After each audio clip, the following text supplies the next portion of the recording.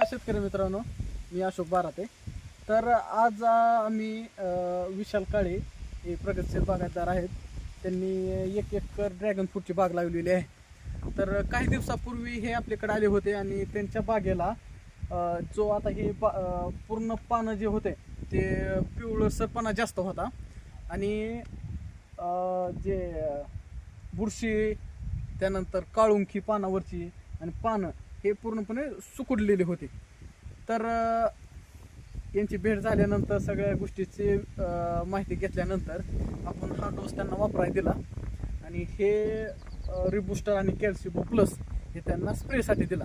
तर त्यांना काय फरक पडला ही त्यांच्या शब्दातून आपण ऐकूया. तर नमस्कार सर. नमस्कार.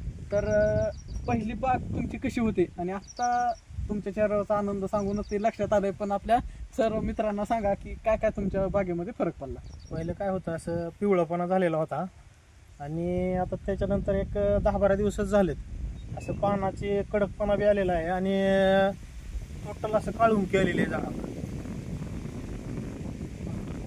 आणि आता जे काळ्यामध्ये तुम्हाला काय फरक दिसतो, हे जे काळ्या पूर्णपणे पहिल्यांदा अशा म्हणजे कळ्या लागल्यात फवारल्यानंतर, पुन्हा फवाराच्या आधी नव्हत्याच कळ्या, फवारल्यानंतरच पुन्हा खूप कळ्या लागलेल्या आहेत सगळ्या. बरोबर. तर बघू शकता की पूर्णपणे यांची 1 एकरची बाग आहे आणि किती महिन्याची सांगा. आणि सगळीकडे प्रत्येक झाडाला सेम रिझल्ट आहे. तर प्रत्येक पानामध्ये काळुंकी जास्त आहे आणि टवटवीतपणा, पानामध्ये जे टवटवीतपणा जो पाहिजे का तर ते खूप छान दिसून येतोय. तर आपली बाग किती दिवसाची आहे, आता किती दिवस झाले? आपली बागाला झाले आता हे 7 महिने. 7 महिने. हो, 7 महिने. बघा 7 महिन्यामध्ये कळ्या तर प्रत्येक पानाला आहेत. तर खालच्या दिशेनं जर बघितलं का तर ते झाडाला फळं पण लागलेली आहेत.